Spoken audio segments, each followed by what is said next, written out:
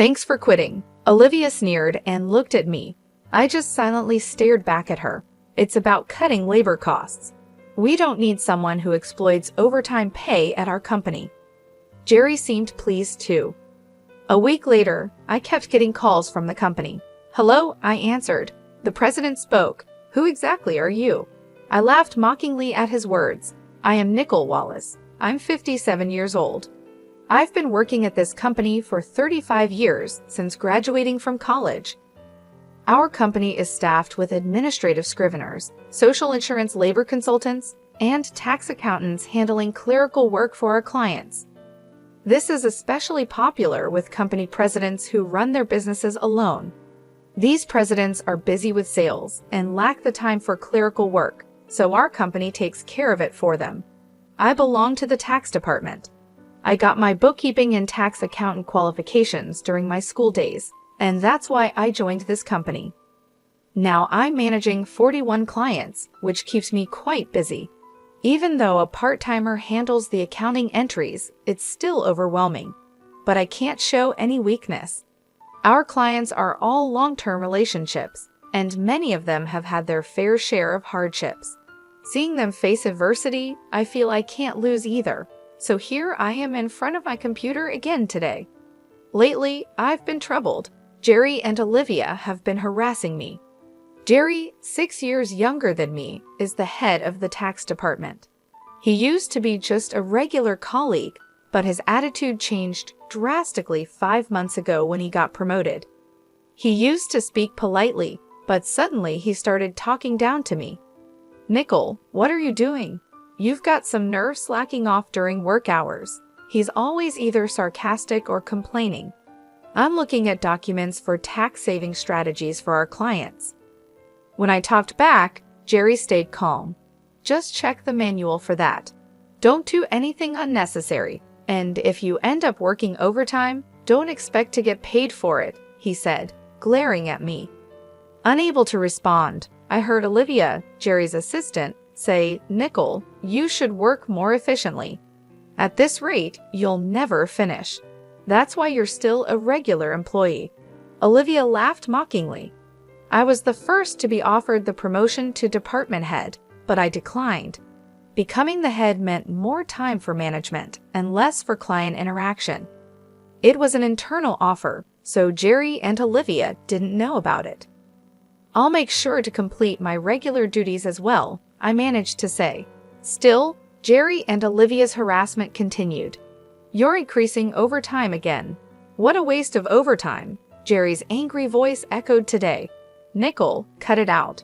Your constant overtime is dragging down the whole tax department's performance, Olivia sighed. The reason for yesterday's overtime was simple. Jerry had accumulated a month's worth of declaration forms to be filed by the end of the month. After work yesterday, Jerry suddenly said, "Take care of these," and left several client files on my desk. I turned pale when I saw the files. Wait, these all have deadlines this month, right? I asked in confusion, but Jerry was already packing up at his desk. I'm heading out. Take care, he said, and quickly left the office. Good luck, okay? Olivia followed Jerry out, laughing mockingly. Unbelievable. I sighed and opened the client files left on my desk. Some of the files were Olivia's responsibility. I sighed even deeper. I knew why Jerry was harassing me. They wanted me to retire quickly. I have more experience and deeper knowledge in taxation than him. So other members of the tax department come to me with their questions instead of Jerry. There are other reasons why everyone avoids Jerry. He looks greasy and unapproachable. The only female employee who stays near him is Olivia. Jerry likes young women. That's probably why he wants me to retire, so the other female employees will rely on him more. It's such shallow thinking. It gives me chills. There's also the fact that he simply doesn't like me. Olivia was harassing me to curry favor with Jerry. Jerry evaluates the performance of the tax department, so she probably wanted to undermine me to get a good evaluation from him. Anyway, I have to manage these declarations. I have to prepare the tax declarations for my assigned companies, but it looks like I won't finish today's work either. If I try to claim overtime, I'll just get complaints from Jerry and Olivia. So I resigned myself to unpaid overtime. Then, one day, I was suddenly called to the president's office. Our company had just had a change of president. The original president's father had been managing the company since it was founded, and he had recently handed it over to his son. The son had always worked at another company and wasn't fully familiar with ours, but he had to take over because his father had suddenly fallen ill. "Excuse me," I said as I entered the president's office. I noticed Jerry and Olivia there, both with unpleasant smirks on their faces. "Why are Jerry and the others here?" I muttered quietly so no one else could hear. In this tense and strange atmosphere, the president spoke. "Nicole, we'll need you to resign by the end of this month." "Excuse me? What do you mean?" I asked, my mind spinning. "I heard from Jerry and Olivia that you've been overbilling for overtime. Other members of the tax department have only about 16 hours of overtime per month, but Nicole, you're already over 83 hours. Don't you find that odd? Jerry and Olivia have 0 overtime this month. Impressive, right?" The president looked at me sternly. The reason my overtime was so high this month was that I was doing Jerry and Olivia's work. But if I said it was Jerry's instructions, it would seem like my own inability to manage time. So I just stated the facts. I haven't overbilled for overtime. It's because I couldn't finish my work within regular hours. The president sighed deeply. "I'm doubtful, but there's no evidence, so I won't pursue it further. However, we can't continue to employ someone who works that slowly. So I want you to resign." The president's mind seemed made up. Me being told to leave the company I had dedicated my entire 35-year career to. I was tired too. No matter how much more I did beyond my own work, it was never appreciated. Instead, I ended up having to take on Jerry and Olivia's work as well. "Yes, I understand. I'll resign at the end of this month." I realized I had already said that to the president. I glanced at Jerry and Olivia. They were smiling smugly, looking very pleased. After leaving the president's office with them, Olivia looked at me and said, "Thanks for quitting." Olivia sneered at me. I just silently stared back at her. Jerry also looked down on me the same way. "We're cutting labor costs. We don't need someone who exploits overtime pay at our company." Jerry seemed pleased too. While watching the two of them talk so cheerily, I thought about the handover process and started creating the handover documents for all my clients. Of course, I didn't miss saying goodbye to the people I was handing over to. I tried to get an appointment with the president to say goodbye in person. For the presidents I couldn't meet, I sent letters and informed them of my successor. A week after I resigned, I was relaxing at home. I had been busy with the handover until my resignation and had been extremely busy even before that. A little relaxation shouldn't be a problem. As I was thinking this, my mobile phone rang. When I checked the call, it was from the company. What could they want now? I made sure to take care of the social insurance procedures. I didn't answer the phone, but then the company called several more times. In fact, I had also received several calls from Jerry and Olivia's personal mobile phones. Maybe they thought I'd answer if it was from the company. Reluctantly, I decided to answer. "Hello? Nicole, it's a mess right now," the president said as soon as I answered. "Who exactly are you?" I laughed mockingly at his words. Who am I? Just an unemployed lady. I've resigned from the company and I'm nothing else, right? Then the president spoke urgently. "Since you left, we've had 55 calls to stop transactions with the company. Please come back immediately." The president said his piece and hung up. He must be really panicked. I guess I have no choice. I got up reluctantly and headed to the company. As soon as I arrived, Jerry and Olivia were waiting. Both of their faces were pale, and they had dark circles under their eyes. "What's wrong with both of you?" I asked, surprised at their drastic change in appearance. Jerry glared at me and said, "Since you left, we've been getting calls one after another to stop transactions.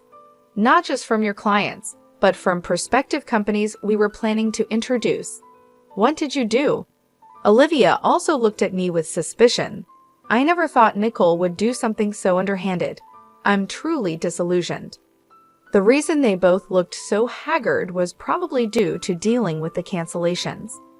I hadn't done anything to the clients, but I had a guess why they were canceling their transactions. Well, the cancellations might be unavoidable this time, I muttered.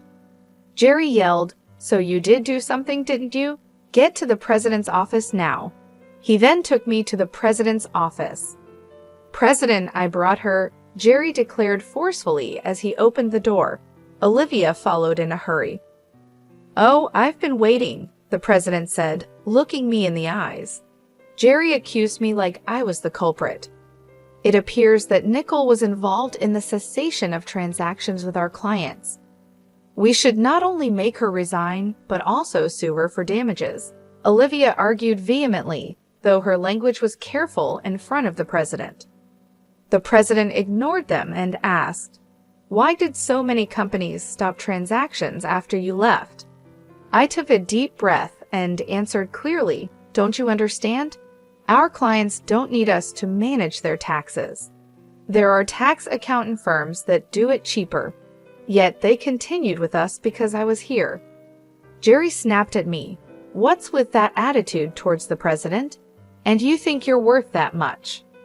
Olivia taunted, "There's no way it has to be Nicole." The president looked serious.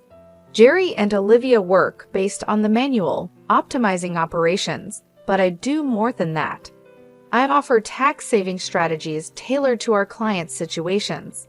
Uniform responses don't always serve the client's best interests. Many clients preferred my approach and stayed because of it.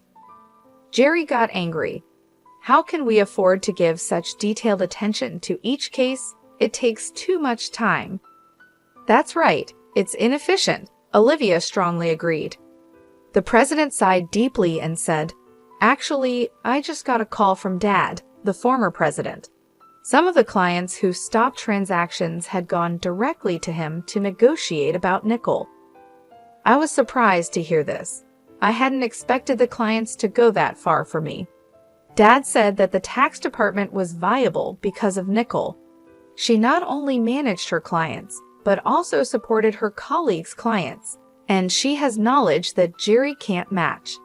Dad also said that if Nicole hadn't declined, she would have been in a higher position than a department head by now. The president spoke with a pained expression. No way. Olivia looked shocked. She probably couldn't believe I might have been her boss. The president continued, "I'm really sorry for making you resign, but can we cancel your resignation, Nicole? You're needed at our company. My father also strongly said so." I was honestly happy about the president's changed opinion, but I couldn't accept it. Then Jerry interrupted, "President, what do you mean she's better than me? I can't accept this." Jerry was visibly upset. Olivia also protested. "Jerry is a wonderful boss who cares for his subordinates, and yet you choose Nicole over him. That's unacceptable." The president looked sternly at them. "Actually, since Nicole resigned, we've been receiving numerous complaints from the tax department. You two seem to have been pushing your work onto others, haven't you?" "What? Why would you say that?" Jerry's face turned pale. The president started speaking with a look of disgust. "I've heard from the employees. Jerry, you've been pushing the preparation of your clients' declaration forms onto your subordinates, haven't you? Including Olivia's work for many clients." Next to Jerry, who was getting paler, Olivia trembled when her name was mentioned. "There was a leak saying you've been pushing your work onto Nicole until she resigned. Jerry, you were calling her a salary thief. It seems the roles are reversed, aren't they?" The president spoke with a sigh. "No, that's not true." Jerry was visibly flustered, unable to come up with an excuse. Observing Jerry and Olivia turning pale together, the president continued, "Also, there was a leak that you two are in a relationship. You were often seen leaving work together, but Jerry, you're married, aren't you?" The president glared at Jerry and Olivia. "I was just mentoring Olivia as her superior." Nothing inappropriate. Jerry struggled to find the words when the president produced several receipts. These are receipts queried by the accounting department. These dining expenses filed by Jerry. Who were they with? Certainly not with clients, right?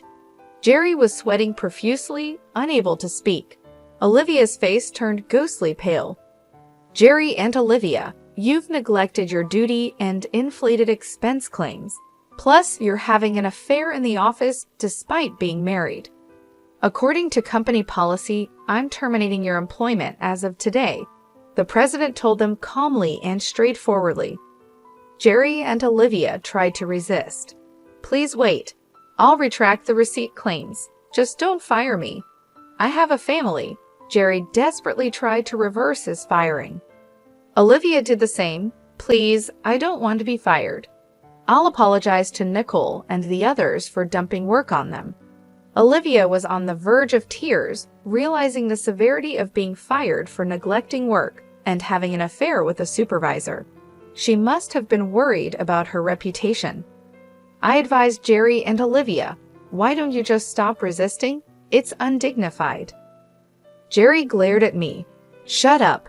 What would a single person like you understand? I sighed and said, Jerry, you were the one who got me fired. It's just karma. What goes around comes around.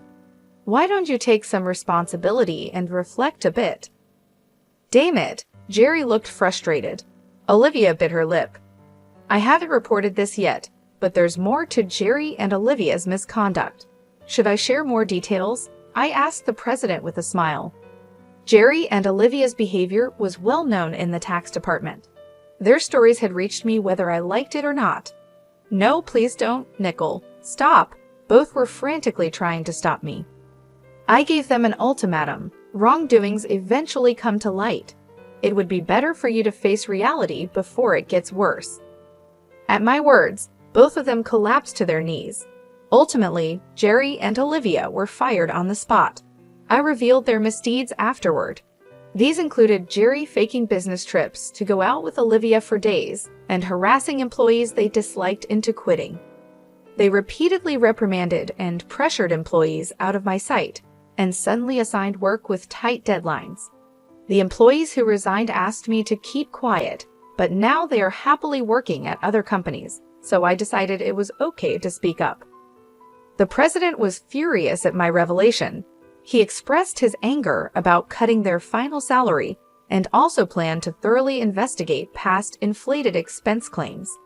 Jerry was begging the president, tears in his eyes, please don't cut my salary. What will I tell my family if they find out? Eventually, Jerry and Olivia's affair was exposed to Jerry's wife, and Jerry ended up getting divorced. The two are now facing claims for compensation in the divorce lawsuit. I know this because, for some reason, Jerry contacted me. Please, can you persuade the president to reconsider the firing? Olivia and I are in a real bind now. Apparently, Jerry and Olivia are struggling to find new jobs. The tax industry is somewhat insular. If you commit too many misdeeds, word spreads quickly through the industry's network. That's why no one is willing to hire Jerry and Olivia. They need money for the divorce compensation and living expenses, so now they're working day labor at construction sites.